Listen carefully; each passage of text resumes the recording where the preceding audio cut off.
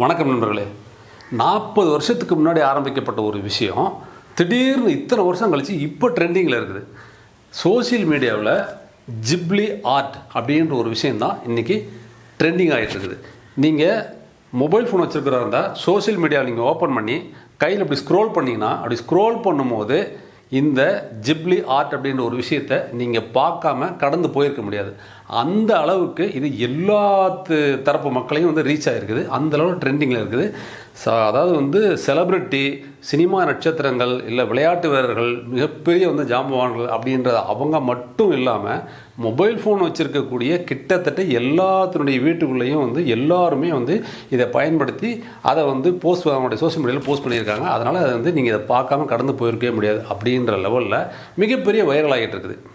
இந்த Ghibli art இத்தனை வருஷத்துக்கு அப்புறம் அது எப்படி ட்ரெண்டிங் ஆகுது, எதனால் ட்ரெண்டிங் ஆகுது, இந்த ஜிப்லி ஆர்ட் அப்படின்ற ஒரு விஷயத்தை உருவாக்கணும் யார், இன்றைக்கி இந்த ஜிப்லி ஆர்ட்னால் ஏற்பட்டிருக்கக்கூடிய பிரச்சனை என்ன, இதனுடைய பின்னணி என்ன, இதை பற்றி தான் இந்த வீடியோவில் பேச போகிறோம். பேசுவதற்கு நிறைய இருக்குது, பேசலாம். ஹாய், நான் Babu Srinivasan, journalist. Ghibli art அல்லது கிப்லி ஆர்ட், GHIBLI, இதை நீங்கள் எப்படினாலும் ப்ரொனவுன்சியேஷன் பண்ணிக்கங்க. இந்த ஜிப்லி ஆர்ட் அப்படிங்கிற இந்த 40 ஆண்டு கால பாரம்பரியம், ஜப்பானிய பாரம்பரியம் கொண்ட இந்த கலை வடிவம் இன்றைக்கி சோசியல் மீடியாவில் ட்ரெண்ட் ஆகிறதுக்கு மிகப்பெரிய காரணம் ChatGPT அப்படின்ற ஒரு சேட்பாட் நிறுவனம் தான். அதாவது OpenAI ChatGPT நிறுவனம் அப்படின்ற இந்த நிறுவனம் செயற்கை நுண்ணறிவு தொழில்நுட்பத்தில் அடிப்படையில் இயங்கக்கூடிய ஒரு சர்ச் என்ஜின் தான். இந்த வெப்சைட்டில் இந்த ChatGPT நிறுவனம் சமீபத்தில் ஒரு அப்டேட்டை கொண்டு வந்திருந்தாங்க. அந்த அப்டேட்டில் என்ன சொல்லியிருந்தாங்கனாக்கா, இந்த 40 ஆண்டு கால பாரம்பரியம் கொண்ட இந்த ஜிப்லி ஆர்ட் இருக்கு இல்லையா, அதை உங்களுடைய புகைப்படத்தை பயன்படுத்தி நீங்கள் ஜிப்லி ஆர்ட்டை நீங்கள் மாற்றிக்கலாம். அதுக்கான வசதிகளை நாங்கள் இதில் ஏற்படுத்தி கொடுத்துருக்கோம் இந்த அப்டேட்டில் அப்படின்னு சொல்லியிருந்தாங்க. அதாவது உங்களுக்கு பிடிச்ச புகைப்படத்தை, டிஜிட்டல் வடிவில் இருக்கக்கூடிய உங்களுடைய புகைப்படத்தை இந்த ChatGPT வெப்சைட்டில் நீங்கள் அப்லோட் பண்ணுவீங்க. ஃபஸ்ட்டு நீங்கள் அப்லோட் பண்ணிவிட்டு generate this image in the style of Ghibli art studio அப்படின்னு சொல்லிட்டு நீங்கள் டைப் பண்ணிங்கன்னா, டைப் பண்ணிட்டு என்டர் அடிச்சிங்கன்னா போகிறோம். உடனே நீங்கள் என்ன அப்லோட் பண்ணீங்களோ அந்த புகைப்படம் அப்படியே அனிமேஷன் படமாக இந்த பக்கம் கன்வெர்ட் ஆகி நிற்கும். அந்த அனிமேஷன் படம் ஆர்ட் இருக்கு இல்லையா, அந்த ஆர்ட்டுக்கு பேர் தான் ஜிப்லி ஆர்ட். இந்த ஜிப்லி ஆர்ட் இன்றைக்கி இந்த அளவுக்கு பெரிய லெவல் ட்ரெண்டிங் ஆயிருந்தாலும் அதுக்கு ஒரு மிகப்பெரிய சிக்கலும் இன்றைக்கி ஏற்பட்டிருக்குது. அந்த சிக்கல் என்ன அப்படின்னு நம்ம பார்க்குறதுக்கு முன்னாடி இந்த ஜிப்லி ஆர்ட்ன்றது ஜப்பானிய இந்த ஆர்ட்டுக்கு ஒரு மிகப்பெரிய பாரம்பரியம் இருக்குன்னு சொன்னோம் இல்லையா, அந்த பாரம்பரியம் என்னன்றது முதல்ல நம்ம பார்த்துருவோம். ஜப்பானிய கலை வடிவமான இந்த ஜிப்லி ஆர்ட் இதனுடைய பிதாமகன், இதனுடைய தந்தை யாருன்னு சொன்னாக்க ஜப்பான் நாட்டை சேர்ந்த ஹயாவோ மயாசக்கி. இவர் அடிப்படையில் ஒரு அனிமேட்டர், ஒரு திரைப்பட தயாரிப்பாளர். இவர் சின்ன வயசாக இருக்கும்போதே, ஒரு 3 வயசாக இருக்கும்போதே இந்த ஆர்ட் வரைகிறதுல மிகப்பெரிய ஆர்வத்தை வச்சுருந்தார். இவருடைய தந்தை 2ஆம் உலகப் போர் நடந்துகிட்டு இருந்த சமயத்தில் அப்போ இந்த போர் விமானங்களுக்கு தேவையான அந்த ஸ்டேரிங் தயாரிக்கக்கூடிய ஒரு விமான தொழிற்சாலை ஒன்று வச்சுருந்தார். அந்த தொழிற்சாலையில் இருக்கும்போது அதை தயாரிக்கும் போது விமானங்கள் பறக்கிறதுல அந்த 2ஆம் உலகப் போர் நடந்தப்போலாம் இதை நேரடியாக பார்த்துருக்காரு. அப்போல்லாம் அது மிகப்பெரிய தாக்கத்தை ஒரு மனசுக்குள்ளே ஏற்படுத்துகிறது, அது பெரிய பாதிப்பையும் ஏற்படுத்துகிறது. அதாவது பல பேரை கொல்லக்கூடியதாகவும், ஆனால் விமானன்றது மேலே பறக்கக்கூடியது ஒரு ஆச்சரியமாகவும், இந்த மாதிரி பல விஷயங்களை அவர் பல உணர்வுகளை தந்தது அப்படின்னு ஒரு ஹயாசக்கி சொல்கிறார். அந்த தாக்கத்தில் அவர் நிறைய சின்ன வயசு 3 வயசுலேயே படம் வரைய ஆரம்பித்து அந்த ஆர்வம் அதிகமாக ஒரு ஸ்டேஜில் அனிமேட்டராக மாறுறாரு. தன்னை ஒரு மங்கா கலைஞராக மாற்றிக்கணும் அப்படின்னு அவர் விருப்பப்பட்டிருக்காரு. அந்த மங்கா கலைஞர் அப்படின்னாக்கா ஜப்பானிய கலை வடிவத்தில் இன்னொன்று மங்கா. அதாவது நம்ம ஊரில் இந்த குழந்தைகளுக்கு தேவையான கார்ட்டூன் இருக்கு இல்லையா, அதை வரைஞ்சி ஒரு காமிக்ஸ் புஸ்தகம் கொடுப்போம் இல்லையா, இந்த காமிக்ஸினுடைய வடிவம் தான் அங்கே மங்கான்னு சொல்கிறாங்க. இங்கே இருக்க முடியும் இந்த முத்து காமிக்ஸ், லட்சுமி காமிக்ஸ்னு நிறைய இங்கே வருது இல்லையா. இதே போல் ஜப்பான் நாட்டில் இருக்கக்கூடிய ஒரு இந்த கார்ட்டூன் வடிவில் கதை, அதாவது மக்களுடைய வாழ்வியலை, நடந்த சமகால நிகழ்வுகளை அதை கார்ட்டூன் வழியாக கதை சொல்லல் முறை இருக்கு இல்லையா, அந்த காமிக்ஸ் வடிவம் அங்கே மங்கா கலைன்றாங்க. அந்த மங்கா கலைஞராக ஆகணும் அப்படின்னு தான் அவர் ஆசைப்பட்டிருக்காரு. அதுக்கு நிறைய வரைஞ்சிருக்காரு. வரைய ஆரம்பித்து ஒரு அனிமேட்டராக மாறணும்னு ஆசைப்பட்டிருக்காரு.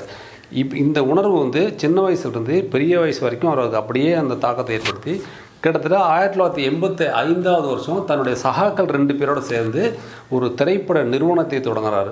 அந்த திரைப்பட நிறுவனத்தினுடைய பேர் தான் ஜிப்லி ஸ்டுடியோ. அந்த ஸ்டுடியோ மூலிமா இது வரைக்கும் ஒரு 13 படங்கள் தான் தயாரிச்சிருக்காரு.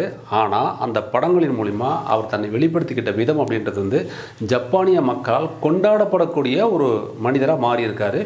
85 வயதை நெருங்கியுள்ள அவர் இன்றளவும் ஒரு நாளைக்கு 12 மணி நேரம் உழைக்கிறார். சரி, அப்படி என்ன இந்த வடிவத்தில் இந்த ஜிப்லி ஆர்ட்டில் வந்து என்ன இருக்குது அப்படின்னா, அவர் என்ன சொல்கிறாருனாக்க, இந்த கலை வடிவம் அப்படின்றது வந்து ஜப்பானிய மக்களுடைய அந்த பண்பாடு, அந்த கலாச்சாரம், அவங்களுடைய வாழ்வியல் முறை அப்படின்றது எல்லாத்தையும் வந்து அந்த படங்களில் நான் வந்து பிரதிபலிச்சிருப்பேன். இந்த படங்கள் மூலிமா வந்து மக்களுக்கு வந்து இந்த என்னுடைய படங்கள் அத்தனையுமே இந்த கார்ட்டூன், அது பேருக்கு வந்து கார்ட்டூன் நீங்கள் சொல்லலாம். அந்த கார்ட்டூன் படங்கள் ஒவ்வொன்றும் ஒரு கதையை சொல்லும். அந்த குழந்தைகளுக்கு தேவையான ஒரு பாசிட்டிவான விஷயத்தை வந்து கன்வே பண்ணோம். இதை வந்து எந்த வகையில் வந்து நெகட்டிவாக கொண்டு போகாமல் இந்த மக்களுக்கு வந்து தேவையான விஷயங்களை வந்து அதன் மூலிமா கன்வே பண்ண முடியும். அதை தான் நான் செஞ்சுருக்கிறேன். இந்த ஜப்பான் நாட்டினுடைய மக்களுடைய பண்பாடு வந்து அதில் வெளிப்படும். அவங்களுடைய கலாச்சாரத்தை வந்து தாங்கி பிடிக்கக்கூடிய ஒரு பிளாட்ஃபார்மாக இந்த படங்கள், இந்த கார்ட்டூன் படங்கள் வந்து வெளிப்படுத்தியிருக்கிறேன்.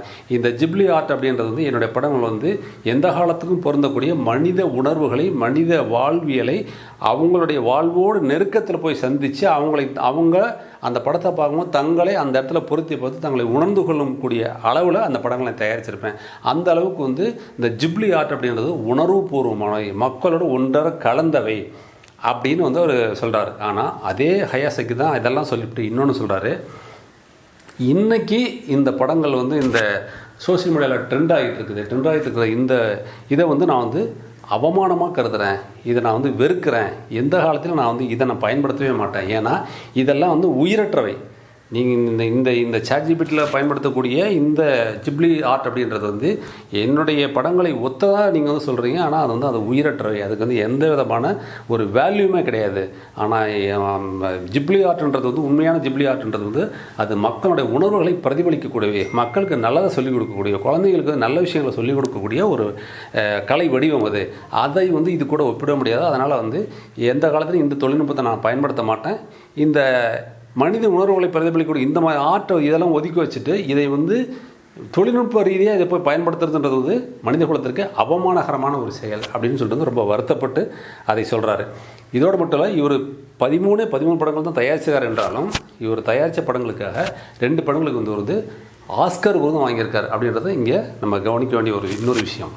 இந்த ஜிப்லி ஆர்ட் இதனால் இப்போ எழுந்திருக்கக்கூடிய பிரச்சனை என்னென்னா 2 பிரச்சனை. முதல் பிரச்சனை, இந்த ஜிப்லி ஆர்ட்டை வந்து ஒரே நேரத்தில் நிறைய பேர் வந்து பயன்படுத்துறதுனால இது டிராஃபிக் அதிகமாகிடுச்சு. அதனால் என்னாச்சுனாக்கா அந்த OpenAI ChatGPT சர்வர் இருக்கு இல்லையா, அதனுடைய GPT வந்து ஒரே 1 மணி நேரத்தில் 10 லட்சம் பேர் வந்து உள்ளே வந்து என்ட்ரு ஆகிட்டு அதை வந்து பயன்படுத்த ஆரம்பிச்சிருக்காங்க. இதனால் வந்து அப்படியே ஸ்டக் ஆகி அது அந்த GPU மெல்ட் ஆகிற லெவலில் இருக்குதியா, இதை தயவு செஞ்சு விட்டுருங்க அப்படின்னு சொல்லிட்டு வந்து அந்த OpenAI நிறுவனத்தினுடைய ChatGPT நிறுவனத்தினுடைய CEO தலைமைச் செயல் அதிகாரி வந்து சாம் ஆல்ட்மேன் அவர் வந்து சோசியல் மீடியாவில் வந்து ஒரு பதிவு போட்டிருக்காரு.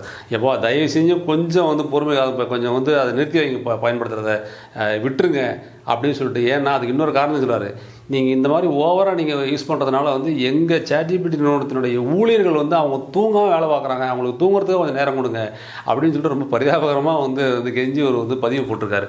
அந்த அளவுக்கு வந்து இந்த ChatGPTயில் வந்து இந்த புதிய அப்டேட்டு இந்த கிப்லியை வந்து பயன்படுத்துறதுக்கு அவ்வளோ பேர் வந்து உள்ளே போய் குமிகிறாங்க. அதனால் வந்து அந்த GPU மெல்டார் லெவலுக்கு போயிடுச்சான் அப்படின்ற மாதிரி வந்து அவர் சொல்லி ரொம்ப வருத்தப்பட்டிருக்கிறாரு. இது முதல் இஷ்யூ. இன்னொரு இஷ்யூ என்னன்னாக்க, இப்போ இந்த ஹயாவோ மயாசகி அவர் வந்து அவருடைய வரைந்த படங்கள் அதை வந்து யாரும் வந்து உரிமை கொண்டாட முடியாது, அது அவருடையது, அது காப்பிரைட்டு வந்து அவரோடது. ஆனால் இந்த OpenAI பயன்படுத்தி நம்ம படங்களை வந்து உருவாக்கக்கூடிய இந்த படங்களுக்கு வந்து இது எப்படி வந்து காப்பிரைட்டை நம்ம வந்து கிளைம் பண்ண முடியும்? காப்பிரைட் வந்து அது உருவாக்குறது வந்து ஏஐன்ற தொழில்நுட்பம் தான் உருவாக்குது, நான் உருவாக்கலையே. என் படத்தை கொடுக்குறேன், அது உருவாக்கி கொடுக்குது. அப்போ காப்பிரைட் யாருக்கு அது சொந்தம் அப்படின்ற ஒரு கொஸ்டின் வருது இல்லையா? இந்த இஷ்யூ வந்து இது என்னைக்கு ஆரம்பிச்சது, அன்னைய காலத்துலேருந்து கடந்த 2 வருஷமாகவே வந்து இது தொடர்ந்து வந்து பேசப்பட்டு கொண்டிருக்குது. இது வரைக்கும் அதுக்கு சொல்யூஷனே இல்லை. ஏன்னா அதற்குரிய சட்டங்கள் இது வரைக்கும் வந்து ஃப்ரேம் பண்ணப்படலை அப்படின்றது வந்து மிகப்பெரிய பிரச்சனையாக இன்றைக்கி உருவெடுத்திருக்குது. ஏன்னா இன்றைக்கி ஸ்டார்டிங் பாயிண்ட் தான் இந்த ஜிப்லி ஆப் அப்படின்றது, இந்த ஜிப்லி ஆர்ட் அப்படின்றது வந்து இது ஆரம்ப காலத்தில் வந்து இவ்வளோ இஷ்யூ கிரியேட் பண்ணியிருக்கும் போது இது காப்பிரைட்டுன்றது வந்து இப்போ அந்த இவ்வளோ நாள் நடந்துகிட்டு இருக்கக்கூடிய இந்த விவாதத்தை வந்து இன்னும் கூர்மைப்படுத்தியிருக்குது அப்படின்றத சொல்லணும். இது வருங்காலத்தில் வந்து இது போன்ற வந்து அந்த ஏஐ மூலிமா தயாரிக்கப்படக்கூடிய அனைத்து விதமான தயாரிப்புகளுக்குமே வந்து காப்பிரைட் யாருக்கு சொந்தம் அப்படின்னு ஒரு கேள்வி வரும் இல்லையா, அது அந்தந்த நாட்டில் இருக்கக்கூடிய அரசாங்கங்களுக்கே இது மிகப்பெரிய சிக்கலை ஏற்படுத்தக்கூடிய ஒரு தலைவலியாக மாறக்கூடிய வாய்ப்பு இருக்குது அப்படின்றத துறைசார் வல்லுநர்கள் தெரிவிக்கிறாங்க. உண்மையிலேயே இது அப்படி மிகப்பெரிய பிரச்சனையும் உண்டாக்குமா? ஏன்னா கம்ப்யூட்டர் வர்றதுக்கு முன்னாடி இதே இஷ்யூ அப்போ வந்துச்சு. பல பேருடைய வேலைவாய்ப்பை இது கெடுத்துரும், இது யாருக்குமே பயன்படாதது, நம்ம பல பேர் வேலையை இழந்துருவாங்க இந்த கம்ப்யூட்டர் வரதுனால, இந்த கம்ப்யூட்டர் 10 பேருடைய வேலையை அதுவே செய்யுதுன்னா 10 பேர் வேலை போயிடும், இப்படிலாம் பேசப்பட்டது. ஆனால் இன்றைக்கி கம்ப்யூட்டர் துறை தான் மிகப்பெரிய வேலைவாய்ப்பை கொடுத்துருக்குது. அப்படின்ற மாதிரி இந்த ஏஐ இப்போ அதே கொஸ்டின் இப்போ ரைஸ் பண்ணுறாங்க. ஏஐ நிறைய பேருடைய வேலை வாய்ப்பை பறிச்சிரும், இது எல்லாத்தையும் அதுவே பார்த்துக்குது, ஒரு நம்ம ப்ரோக்ராம் பண்ணி வச்சா அத்தனையும் அதுவே செய்யுது அப்படின்ற மாதிரி சொல்கிறாங்க. இது உண்மையாகவே அப்படி ஒரு நிலைமைக்கு கொண்டு போய் இந்த ஏஐ விட்டுருமா மனித சமூகத்தை? இல்லை தொழில்நுட்பத்தை வளர வளர அது வரவேற்க தான் செய்யணும், அதை ஏற்றுக்க தான் செய்யணும். அதுக்கு தகுந்த மாதிரி மனிதனுடைய தன்னுடைய தேவைகளை, வாழ்க்கை முறையை வெவ்வேறு மாதிரி மாற்றிக்கிட்டு அதை வரக்கூடிய டெக்னாலஜி அடாப்ட் பண்ணிக்கிட்டு அதுக்கு தகுந்த மாதிரி நம்மளே மாற்றிக்கிறமே தொழிலை நீங்கள் தொழில்நுட்பமே வேணாம்னு சொல்லி ஒதுக்கிட முடியாது அப்படின்னு ஒரு பார்வை இருக்குது. நீங்கள் எந்த பக்கம் நிற்கிறீங்க? வியூவர்ஸ், உங்களுடைய கருத்துக்களை பதிவிடுங்க. அடுத்த வீடியோவில் சந்திக்கலாம். அதுவரை பாய்.